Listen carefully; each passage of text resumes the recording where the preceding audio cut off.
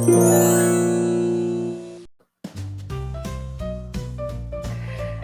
morning, good evening, hello lovebirds, or, good afternoon. I don't know where you are, but we've got people from all over the world who watch YouTube. So welcome back to the series, and we are just going to take a quick little pause because I need to check our sound. Oh, perfect. It's working well. We did our little sound check for this morning. Welcome back to your wedding series. You guys, we are planning your wedding from age 14. So this is 14-year-old you. Now, I know that most people plan their wedding when they get engaged, and they're normally typically not going to be 14 years old. But this is going to be amazing, amazing advice for anyone that is 14 years old that is watching this video, or anyone who's already was 14 years old and they want to give advice to someone who is a teenager and getting started, with the planning process early rather than waiting until you get proposed to. Now, the series is going to be a journey of walking us through what it's like to be age 14 all the way through until you get engaged. So we're going to be fast forwarding because this is going to be a 1-year series, 12 whole months to plan your wedding. And I'm saying that it's the right way, but we all know that there's lots of ways to plan a wedding. So the age for everybody is going to be different because, everyone's on a different journey, a different path. I hope that you will enjoy the wedding series though. But I know that some people out there are like, what is a wedding series? They have no idea. They've never planned a wedding before. And you are in the right place, lovebirds. I just want to tell you, you found the right place. This is such an amazing guide for you.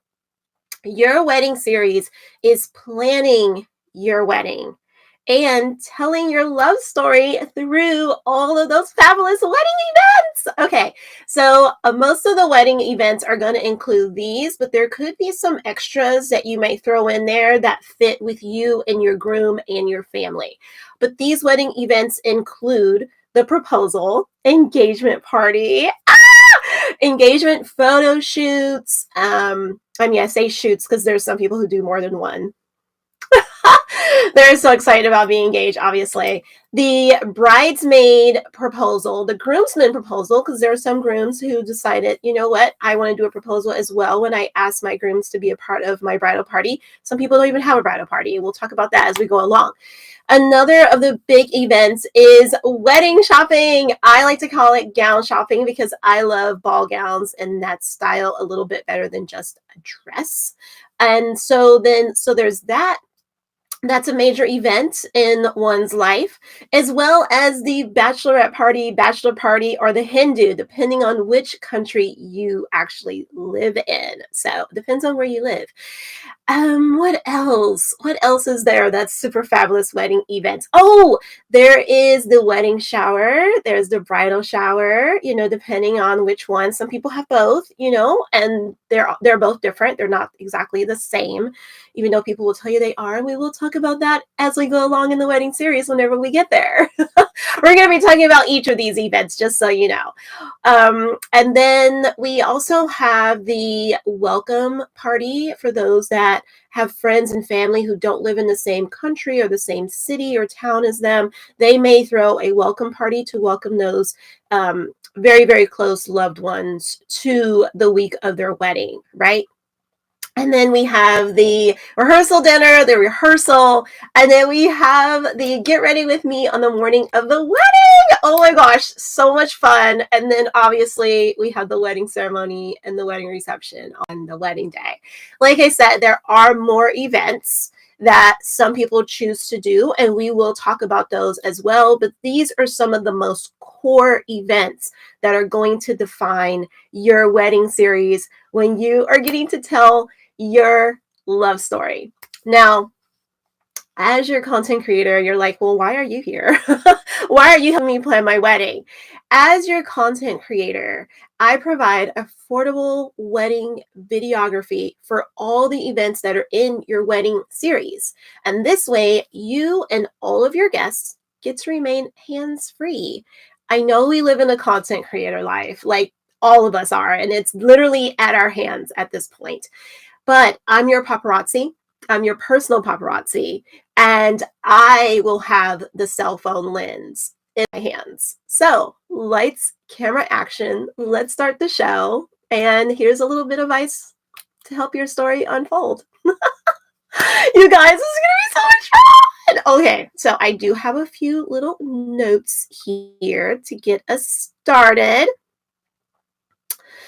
Oh my gosh. Okay, so we are talking about planning your wedding from the beginning.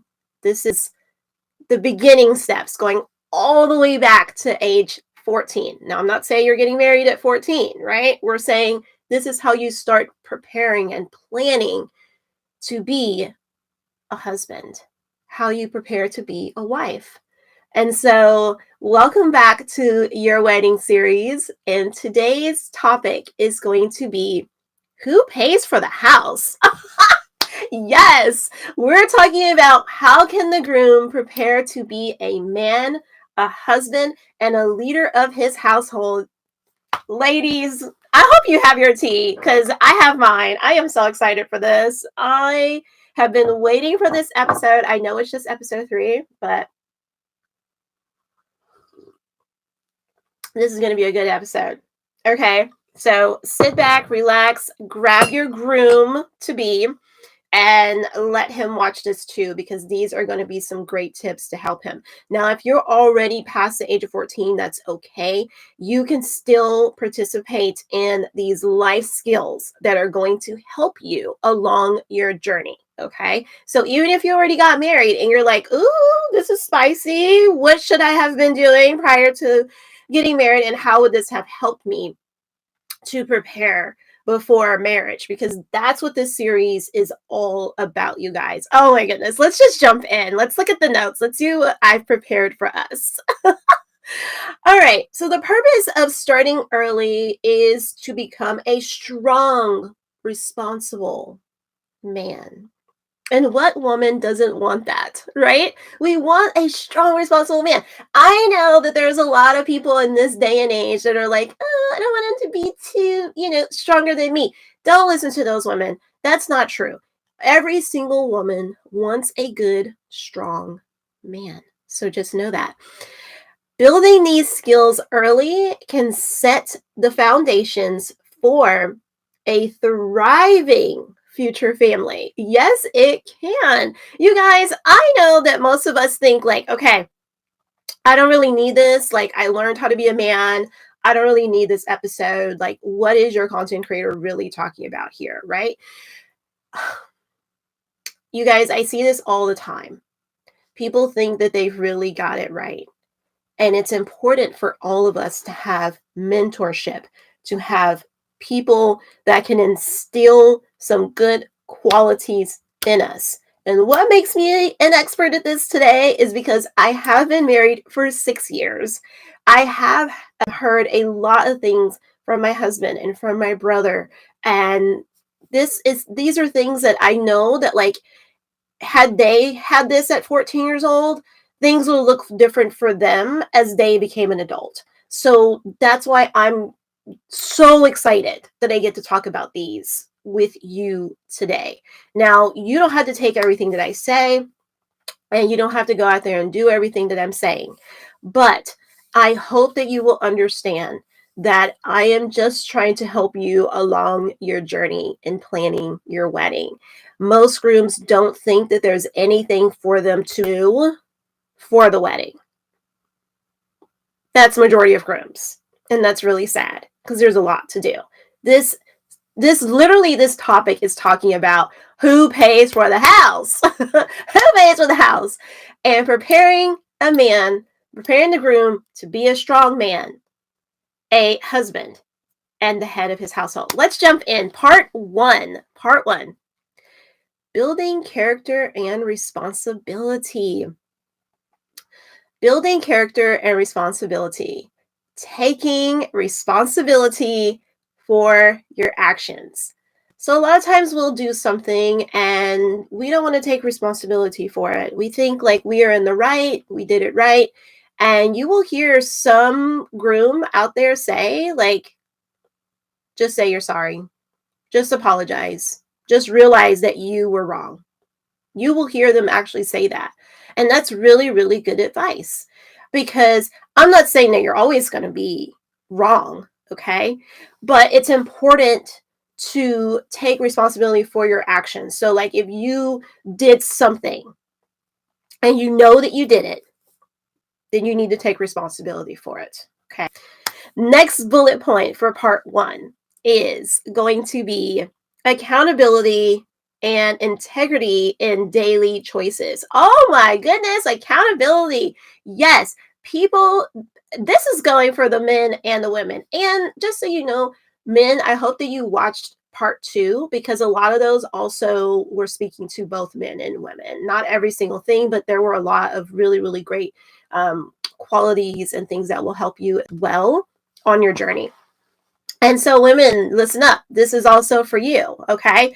Accountability for your daily choices. So, like, you know that when you're doing something wrong, you're doing something, out of your character and things like that, that you need to be taking responsibility for that. You need to have some form of accountability for that. Now, listen, if for men, if this means that you need an accountability partner, meaning that there's a good friend that you have, or especially someone who's further along in their walk, like maybe a mentor at your church, a fellow man at your church who is further along in his walk, and you can see that he's walking this thing out, you know what I mean? Like, he's a married man, that he's living, the best that he can on the right path. It's okay to have a mentor, but just know that, you got to watch out for who a mentor is, because humans are not perfect. Okay. So, but if you want an accountability partner that's in human flesh, choose someone that you at least, I would say, like, admire and respect. Okay. So don't be going out there getting an accountability partner that's doing worse than you, or out there, wilding out. And no, that's not what we're about over here, okay? No. So we're preparing for the wedding. We're preparing for the wedding to be a strong man. All right. So the next point is going to be learning leadership skills. Start with small leadership roles in school, church, or even whenever you get a job, okay? At 16 years old, most people are getting jobs. So learning leadership skills young, okay? So you can start learning how to be a leader even at home. If you have other siblings, you can learn how to be a leader with them. Maybe your parents have like some chores that you want to be a part of, or that they want you to be a part of, I should say. Most people aren't excited to just go pick up a slew of of chores. Our parents usually tell us like, okay, you're going to be doing this. So, guys, it's true. So, yeah, just make sure that you are starting young with leadership. So maybe in your church, that could be like, they need someone to be a leader of this specific ministry. And so you want to start getting mentorship on how to be a leader in order to lead that ministry, right? Or maybe there's like a part of the church that has like, outreach or activities that they do, and so they need some leaders for that. Maybe it's just literally they have a coffee station, at the before church starts, and they're like, we need someone to lead this, to be the leader of this. Okay, you're going to learn about finances as well if you were to go and do that. So that's really great, and something to be thinking about even starting at 14 years old. Maybe the chores includes like mowing the lawn, helping dad with the car. And we're going to talk more about that as well as we go along here in our suggestions for being more of a leader. Time management is our next point. Time management. Oh my gosh, create a schedule to balance school, church, and personal growth. Yes, you guys, you need to sit down and create a schedule. I noticed that most people, it doesn't matter if it's men or women, they don't want to create a schedule. They don't want to sit down and figure out, like, okay, what do I need to do for my personal growth? What do I need to do for my hobbies and my chores and things like that, like a schedule for your chores? That's important. Like we talked about leadership. Well, if you're going to be a part of leadership, you need to know when you're doing all of these things, right? So that's important. I'm looking at the chat to make sure. Okay. So, yeah, so you need to make sure that when you are focused on taking these leadership roles that you start to create a schedule for you. And even balancing everything, like school's going to be in there and everything else that you have. Moving on to part 2, developing practical skills. Developing practical skills. Now, this is going to look different for everybody because not everybody is going to be able to have the same strength as another man in practical skills, but these are just a few, okay? Basic financial literacy, learning budgeting, saving, and understanding credit. Oh my goodness. Yes, understanding credit. Guys, it's important not to get yourself in debt. Just don't do it. Don't get yourself in debt. It's not worth it, okay? If you can't afford it, don't buy it. Just don't buy it. Just leave it there. That's the best, literally for me, like that's the best advice that I always give, okay? Is if you can't afford it, don't get yourself into a bunch of debt. It's not worth it. Also, when we talk about budgeting and saving, so when it comes to budgeting, it's learning how much money is coming in, right, into your account. At 14, you can already start learning this. So your parents are giving you an allowance. You can learn how to start to budget that money. How much do you want to spend on whatever, okay?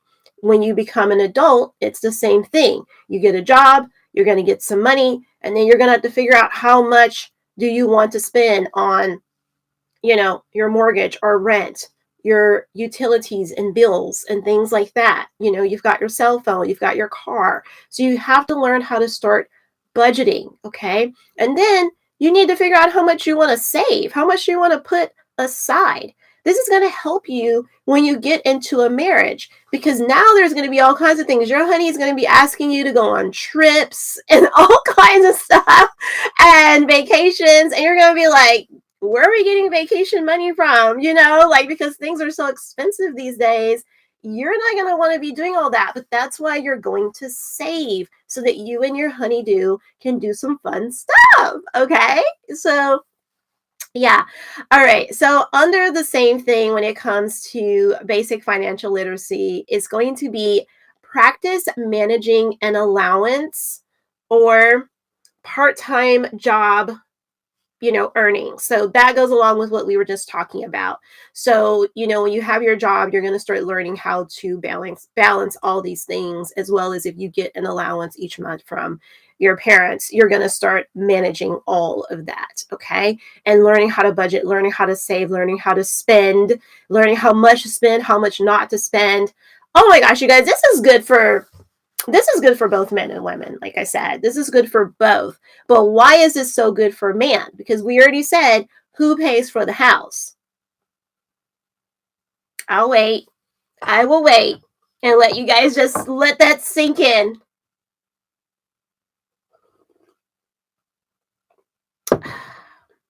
Who pays for the house? I know that is like probably an unpopular topic for most people. They don't want to think about who is paying for the house. But while we are preparing for marriage, men should be preparing for the house. Men should be preparing for paying for the home. We'll get there. Let's keep going. Let's keep going. Home maintenance knowledge. So home maintenance knowledge. Assist parents with repairs and upkeep around the house. So at 14 years old, as a man, you should already start this, okay? And all the way until you leave. So if you are still there at 22 years old, you're still helping out with these chores and with these maintenance things that go around the house and break, you know what I mean? You're going to help them to upkeep things. Your parents, they don't need to be doing everything by themselves and all the repairs by themselves. You're going to be learning at that point how to do that, so that when you get your home, or, if you have to live in an apartment, when you get your place to live, you are going to know how to do the repairs. You're going to know how to hang something. I know some men who can't even hang a pair of curtains. I know some men who can't even put furniture together. Like, that's ridiculous. That's literally ridiculous, you guys. They can't even put furniture together correctly. They can't even hang a pair of curtains. They don't know anything about anything when it comes to the house. Now, all they know is how to sit in front of a computer and play video games all day. And so that's not going to help you to be a strong man. That is a weak man. So you need to understand how to do these things and not get upset whenever your wife is like asking you to do some of this stuff, right? And not only that, you need to be proactive and just looking around the house and like doing it on your own. You need to be proactive. And if you don't have the kind of father, or you don't even have a father living with you that you can observe and watch and doing these things, go spend time with your grandpa. Go spend time with your you probably got two grandpas when you're 14 years old. You probably still have two grandpas. I don't know. Some people do, some people don't, right? Depends on our life. But go and spend time with them. Go and spend time with uncles. You know what I mean? If you have older cousins that are older than you that are already adults, go spend time with them. If you don't have any of those people in your life, then find some men at your church, okay? And go and spend time with them at their houses and look at how they're doing repairs. Look at how they're doing maintenance around their house and help, offer to help, so that when you do become a husband later on down the line, you will be a great helpmate too in these areas, and not just giving flowers and not just, bringing chocolates home, but that you are a helpmate in the fact of, taking care of maintenance and repairs around the house. So this is the stage you're going to be learning how to do that. Learn basic skills like plumbing, lawn care, painting, or car maintenance, as well as, like I said, putting furniture together and being able to understand instructions on how to put furniture together. Like I said, so there are some people who don't follow the instructions. They just do whatever, and then things come out wrong. Okay, so you're going to be putting together all kinds of stuff, kids' toys, the new playroom, the baby room, all kinds of stuff, just furniture around the house when you get a home together, when you start together, right? So guys, listen, I know that this sounds like, well, I already know how to do that. I already do that. I already do that. That's what men are going to say. That's what they're going to say. But the truth is, most men don't know how to do any of the things that I've already said. And that's so sad. That breaks my heart, because we shouldn't be going into marriage and like men and women don't even have these basic skills that I've been talking about for life. It's not even just for marriage, but just for living life, like life skills, All right, guys. I be fussing at y'all. I don't mean to fuss at y'all, but I be fussing, huh? All right. Cooking and meal planning. Understanding the basics of grocery shopping and prepping meals. Okay, so this is the same as what we had for the ladies, learning about cooking, learning about nutrition, just basic things that you know how to put together. You know how to boil water, you know how to boil eggs, just the most simplest things. You know how to make a salad, well, salad. I guess not everybody eats salad or knows how to make a salad, but that is a basic. That is a basic. So I think you should at least know how to make a salad. a smoothie and things like that. Just some simple stuff, some oatmeal, like I said, boil water to make rice or pasta, just the simple things to be able to, you never know, your honey may have to go out of town to help her family with something that you can't come because, you've got other obligations back at home. And so if you're at home, then you need to know how to make some of these basic things, right? Your honey could get sick and now she's in the hospital, or you don't have an older child there that can just pick up the reins and start cooking. So it's important that you learn how to do these basic things like prepping meals. Oh, and going back to the basics, I did not harp on lawn care enough, guys, in painting. We did talk about car maintenance, or we talked about house maintenance, but car maintenance, knowing how to just change the oil, knowing how to do simple things like change a tire. Okay. Men, you need to know how to do that stuff. Okay. You need to know how to do that stuff. Plumbing, if something happens with the toilet and it's not working, you need to know how to unclog a toilet, okay, or unclog a sink. I know many women that are sitting there, breaking nails and stuff because they're the ones unclogging sinks. Now, I'm not saying that they don't have to do it. I'm not saying that like they shouldn't know how to do it. But I'm saying, men, you're sitting there like eating chips or watching the football game or playing video games. Get up and go and unclog the toilet or unclog the sink. Don't sit there and let your honey be doing that stuff. She's a lady. Let her be a lady, okay? Like, get in there and do it. Yeah. I think that we just have a lot of, for the majority, not all, but I'm saying we do have a lot of weak men that aren't doing these things, and that it's important to know how to do these things starting at 14 years old, okay? So starting at 14 years old. Okay, let's go on to part 3, growing emotional intelligence. Oh, growing emotional intelligence. Communication skills. Practice active listening and respectful discussions with family and parents and people at school. So obviously this one, we talked about in our last episode as well, but guys, be respectful. Know that you have a lady that loves you and she wants to be talked to respectfully and with the correct language. It's important for us to not be using just disrespectful words. Don't be doing that. And ladies, you treat your men the same, like we talked about before. It's important that we don't call each other out of our names. I actually knew a guy that said that that's how people argue. And I was like, no, I was not the girl for him. I was not the girl for him. And so if that's how you're going to argue, no, thank you. No, thank you. And that leads us to our next point, which is conflict resolutions. How to conflict calmly, peacefully. Now, not everybody resolves a conflict like myself. I don't like to yell. I don't like to scream.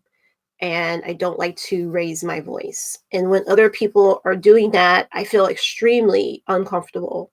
Not to the point of wanting to leave the conversation. I will still stay and like hear them out. I think people want to be seen and heard. And so I will stay there. I will hear them out, but I am at a distance because I don't want them to yell at me. I don't like when people raise their voices and stuff. And so I think that it's important that people learn how to resolve conflict without having to call each other out of their names or use disrespectful words to one another, or even yelling, at the top of their lungs or throwing things. No, that's not how you resolve a conflict. Hold on, guys. We're waiting for the stream to come back. Okay, there we go. Okay. The stream was stuck for a minute. Yeah, so you don't resolve a conflict by being rude, by being annoying, by, yelling, raising your voice, being disrespectful with your words and things like that. That's not how you resolve a conflict. So, all right. We are moving on to when we talk about active listening. I know that this could be a little bit confusing, especially if you're 14 years old and you're watching this. Active listener. So, when you're listening actively, you're paying attention to what the person just said. What I've noticed is that people will have a conversation with you, right? They'll talk. But then when it's your turn to talk, they're not really hearing you. They're not really listening to what you said. And you know how I know that they're not really listening to what you said? They don't then say, "Oh, yeah," or something. They don't say anything. They just go on with whatever thought that they have next in their head. What is going on here? Why is this happening? I see this on news outlets. I see this in sports, the sports realm. I see this with everyday people talking. I see this amongst the people that I talk to. I am observing this all over, okay, everywhere. And I'm not sure where that breakdown came from, that people literally can't listen actively. They're having a hard time with one person speaks, you listen, and then you take the time to respond to what they said rather than going on with your next thought in your head. How? Why? Why is this happening? Why am I the only one that's noticing this? Like, we are living in a culture where people need to slow down. I think that things are at 14. Practice it. When you are having a conversation with friends, when teachers are talking to you, when your parents are talking to you, listen, right? Pay attention to what they're saying and then respond to what they are saying before you go on with your thought. Okay. Empathy and compassion. Build these traits by volunteering or helping younger siblings. So being empathetic. Guys, empathy is, it's very close to my heart. It's very near and dear. I work as a empathy coach for businesses, and it's really, really cool. I get to do it at home, and it's only once a month, but it's really a cool job. I often sometimes don't realize how much people aren't empathetic to others, and just having a heart. Having a heart. I don't know how so many people can be so heartless. So men, remember to have a heart. Remember to care. And so if you have younger siblings, start practicing this at the young age of 14 years old, all the way through your teenage years until you get to be an adult, and still keep practicing it even as an adult.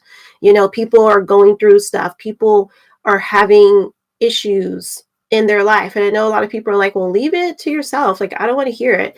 But we are human, and we want compassion. We want compassion. We want empathy for those things. And so I know that there's a lot of hard people out there who don't go through anything, okay? And good on you. I'm glad you never go anything where you need empathy or compassion, but a lot of people do. So try to start practicing those skills now. Try to start caring about others now. All right, part 4. Guys, we only have 5 parts, so here we are with part 4, understanding fatherhood. Oh my goodness. Role modeling. Oh, this is a hard one. This is a hard one. Role modeling. Observe and learn from your father or other father figures. That means grandparents, uncles, people in your church that are fathers, uncles, and grandfathers, okay? So observe them now. At 14 years old, you can start paying attention.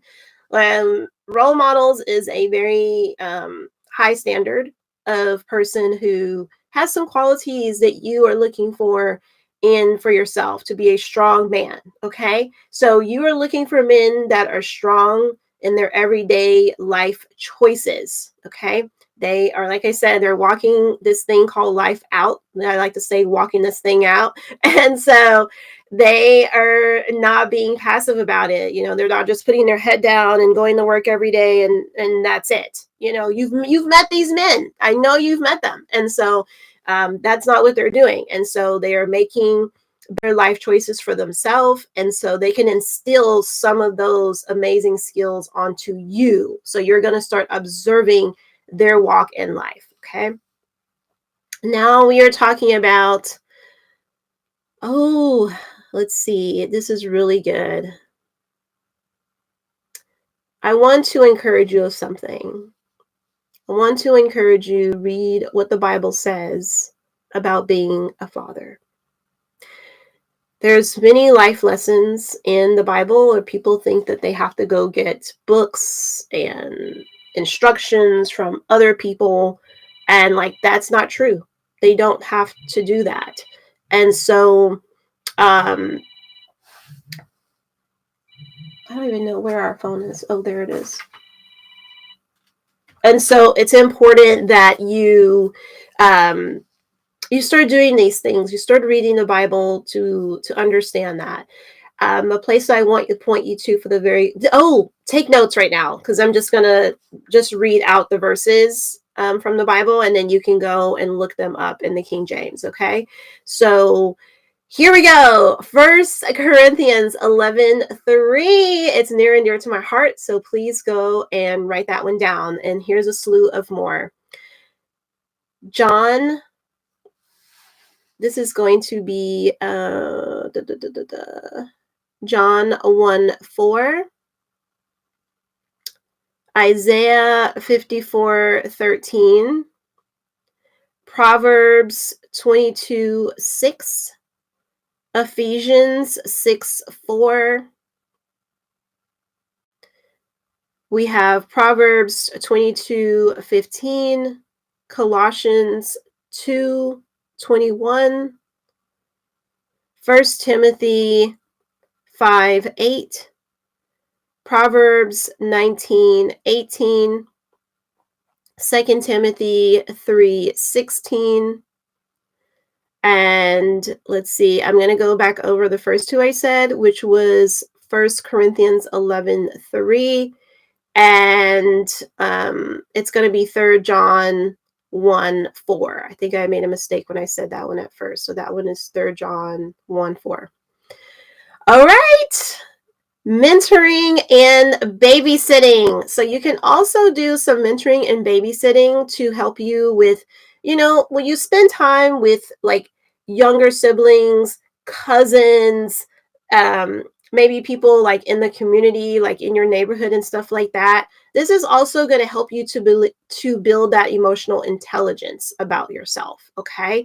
So that's going to help you to become a better, stronger father figure, right? And then you're going to be learning about childhood development. We talked about this with the ladies as well. And so you're going to be studying how children grow and what they need at different ages. So at different stages of their life, you're going to be observing what do they need, and learning that so that when you become a father, you have those skills already in place. I also have here, read about what the Bible says about children. There is a lot of life lessons in there. And for this one, I want you to go and dive more on your own, but I will give you one verse, which is Proverbs 20:11, if you're writing it down. Moving on to part 5. Preparing for marriage. Oh my gosh. So everything was already preparing us for marriage, but this is going to be kind of another little overview about it. Understanding the role of husband. Research what it means to be a supportive partner. So do a little bit of research. Like I said, a lot of this comes down to observing our family members. And if you don't have those family members in place, the men in your life that are in your family that are strong, maybe you have men in your life that aren't walking this way, right? They aren't going to be a good support to you. They're living their life in a way that you don't want to go. And so maybe you don't have any men at all in your life. Maybe you don't have any uncles, you have no grandpas, no dads, nobody. And so you are going to be looking at the church. And so you're going to be looking for a mentorship in there to help you in this area of fatherhood. Let's see, what is our next point here? We're going to start practicing humility, patience, and teamwork at home. Oh my gosh, there's the teamwork again, just like we had for the ladies as well, the whole teamwork. I love that. So make sure that you are practicing humility and patience.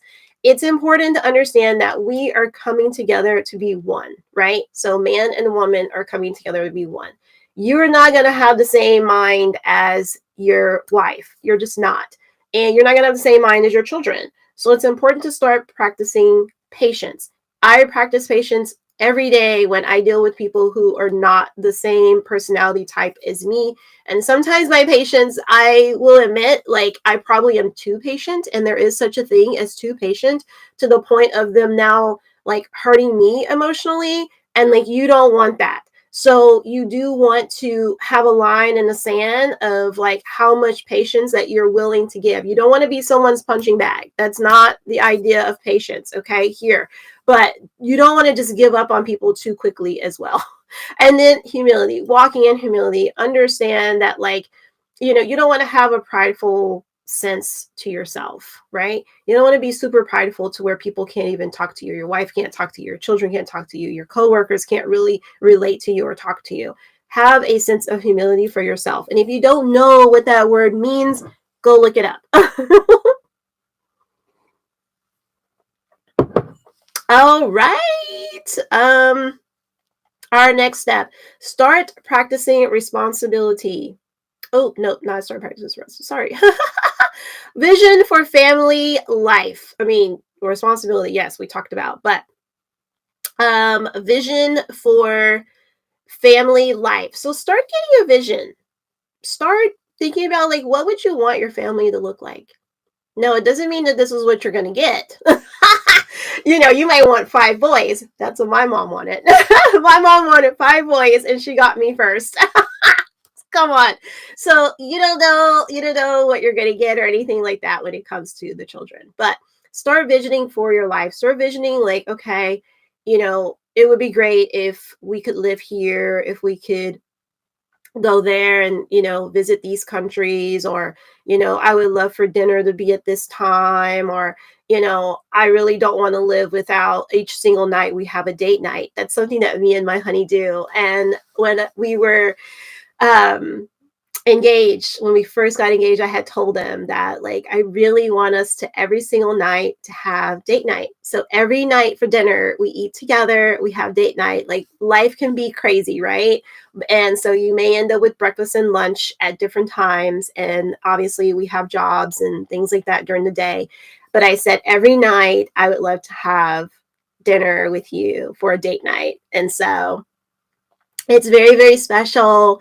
We do sometimes go and have dinner out. It's been one of our things, which is really nice whenever we can afford it. But we do cook at home together quite often, which is also amazing. And like, that's why it's important to learn those basic skills. Okay.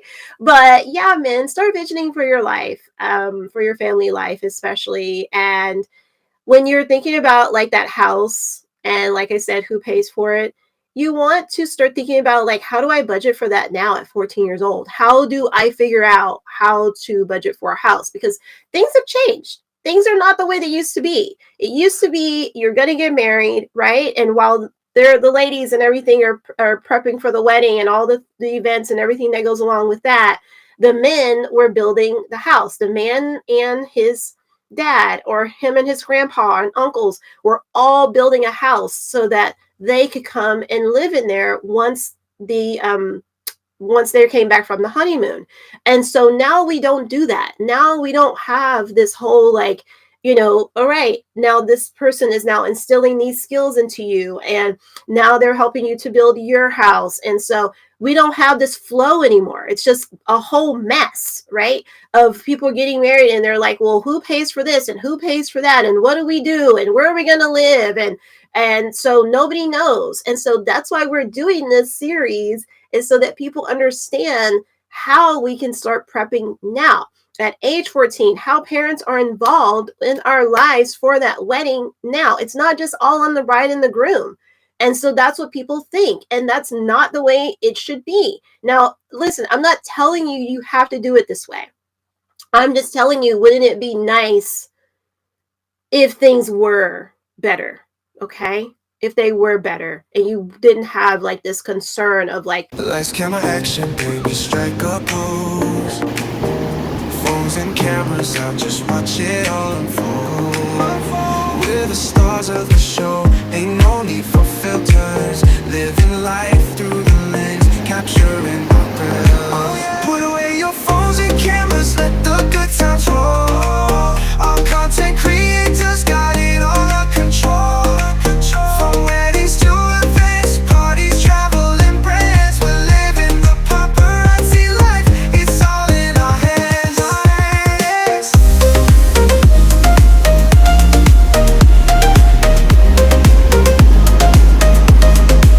Lights, camera, action, we're ready to go. We're professionals, don't you already know? From TikTok to Instagram, we're taking the lead. Content creator, we're planting the seed. Get ready for the social media explosion.